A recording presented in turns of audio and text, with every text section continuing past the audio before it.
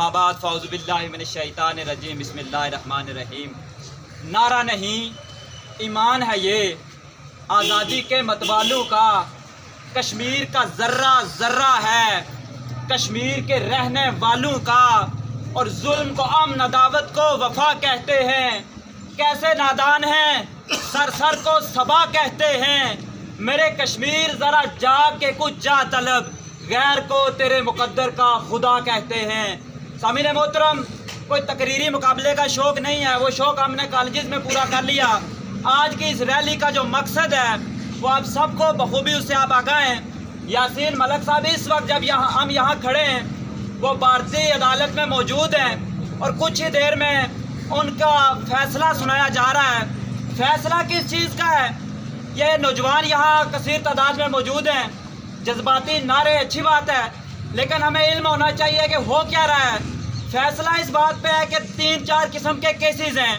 एक केस है कि फॉरेन फंडिंग का केस है, जिसे मंसूब किया जा रहा है कि पाकिस्तान से यासीन मलिक साहब को फंडिंग की गई है।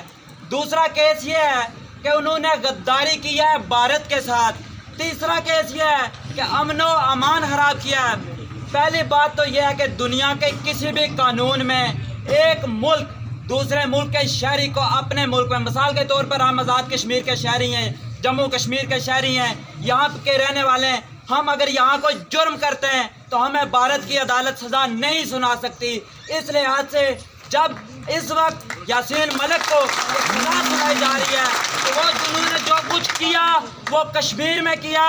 कश्मीर इस वक्त मुतनाज़ा खित्ता है और मुतनाज़ा खित्ते में होने वाला कोई भी काम भारतीय अदालतें उस पर फैसला नहीं ले सकती। यह फैसला जाबराना फैसला है, यह फैसला जालमाना फैसला है। और इस वक्त मैं बड़ा हैरान हुआ कि अब जो हुकूमत पाकिस्तान, मैं किसी मेरा सियासी जमात से तल्लुक़ नहीं है, इस वक्त हुकूमत पाकिस्तान ने जो UNO को लेटर लिखा उसमें जो गलतियां की गई, आप सब लोग सोशल मीडिया देखते हैं, उस लेटर को देखें, उसमें इतनी बड़ी गलतियां की गई, इतना बड़ा मजाक किया गया कि इस वक्त हुकूमत पाकिस्तान और बिलखसूस वजारत अमूर कश्मीर और वजारत खारजा, ये दोनों वजारतें क्यों संजीदा नहीं हैं।